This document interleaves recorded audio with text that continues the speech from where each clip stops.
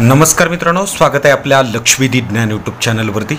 आपल्या चॅनलवरती आपण सरकारच्या विविध योजनांचा परिचय करून देत असतो आणि त्या योजना शेतकऱ्यांच्या संदर्भामध्ये असतात। दिव्यांग व्यक्ती असतील, महिला असतील, बेरोजगार तरुण असतील, या सर्व लोकांच्या संदर्भामध्ये विविध अशा योजनांचा परिचय आपण आपल्या यूट्यूब चॅनलच्या माध्यमातून देत असतो। त्याचप्रमाणे आज या ठिकाणी प्रत्येक बचत गटांसाठी अत्यंत महत्त्वाकांक्षी माहिती आपण या व्हिडिओच्या माध्यमातून तुमच्यासमोर शेअर करणार आहे। त्यासाठी व्हिडिओ शेवटपर्यंत पाहणं। आपल्या चॅनलवरती जर तुम्ही नवीन असाल तर प्रथमतः आपल्या चॅनलला सबस्क्राइब करा। मित्रांनो, मागील काही दिवसापासून आपण बचत गटाच्या संदर्भामध्ये जे काही अडचणी असतील त्या संदर्भातली संपूर्ण माहिती आपण या व्हिडिओच्या माध्यमातून टाकत असतो।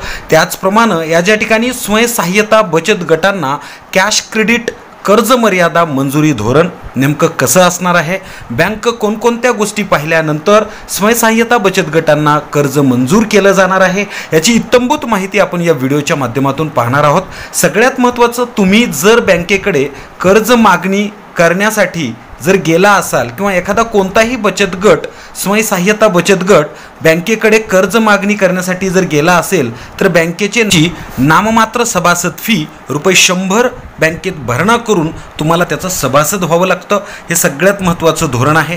त्याचबरोबर दुसरं धोरण म्हणजे स्वयंसहाय्यता बचत गटाला कर्जाच्या पात्रतेसाठी सदर बचत गट स्थापन होऊन किमान 6 महिने पूर्ण झालेले असावेत। तसेच सदर बचत गटाची नियमित बचत असणं आवश्यक आहे व गटाने अंतर्गत पूर्ण घेतलेल्या कर्जाचा व्यवहार सुरळीतरित्या केलेला असला पाहिजे।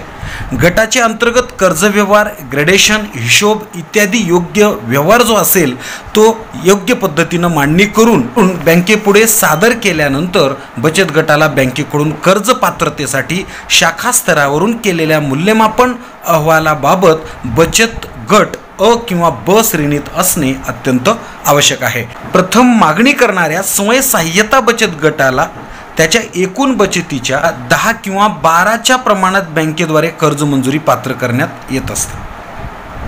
प्रथम घेतलेल्या कर्जाची परतफेड केल्यानंतर दुसऱ्यांदा कर्ज मागणी करणाऱ्या बचत गटाला एकूण बचतीच्या 13% किंवा 14%च्या प्रमाणामध्ये कर्ज मंजुरी दिली जाते।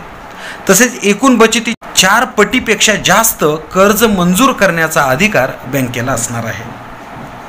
स्वयंसहाय्यता महिला बचत गटांना दिलेल्या कॅश क्रेडिट कर्ज मर्यादेचा कालावधी 1 वर्षाचा असणार आहे।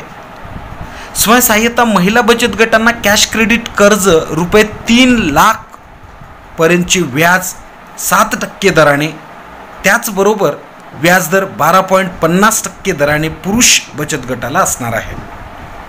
कर्जाचा व्याजदर 12.50 हा पुरुषांसाठी राहील।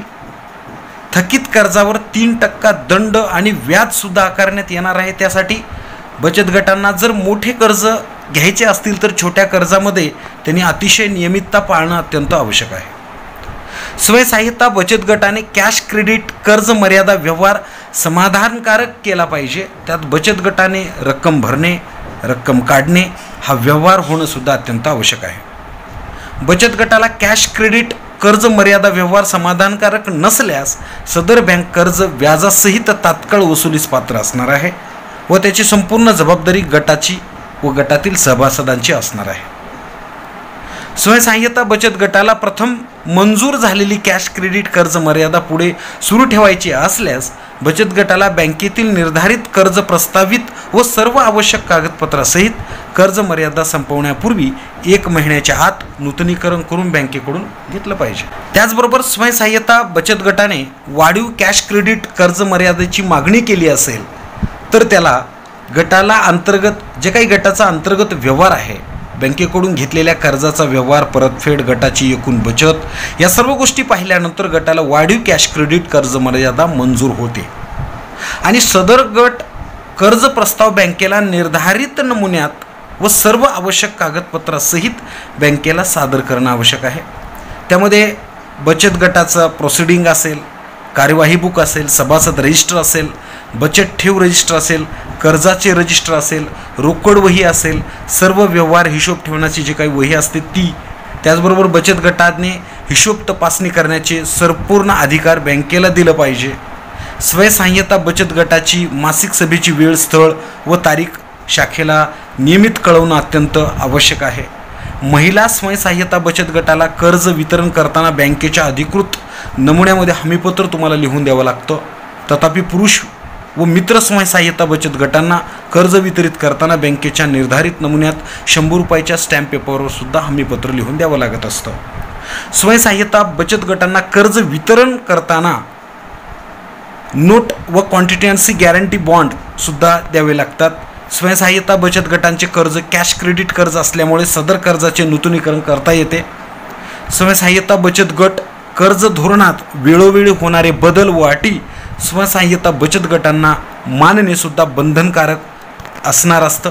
त्याच्यामुळे एखाद्या नवीन स्वयंसहाय्यता बचत गटांना जर बँकेकडून कर्ज घ्यायचं असेल तर जे काही बँकेनं ठरवलेलं धोरण आहे या धोरणाचा अवलंब करूनच या ठिकाणी त्यांना कर्ज मंजूर होत असतं. त्याच्यामुळे आपल्या आजूबाजूला असलेल्या सर्व बचत गटांना एक मार्गदर्शन म्हणून या ठिकाणी बँकेचं कर्ज मर्यादेविषयीचं धोरण आपण या व्हिडिओच्या माध्यमातून तुमच्यासमोर शेअर केलेलं आहे. त्याच्यामुळं व्हिडिओ जर आवडला असेल तर इतरांना सुद्धा शेअर करा. आपल्या चॅनलवरती तुम्ही नवीन असाल तर प्रथमतः आपल्या चॅनलला सबस्क्राईब करा. धन्यवाद.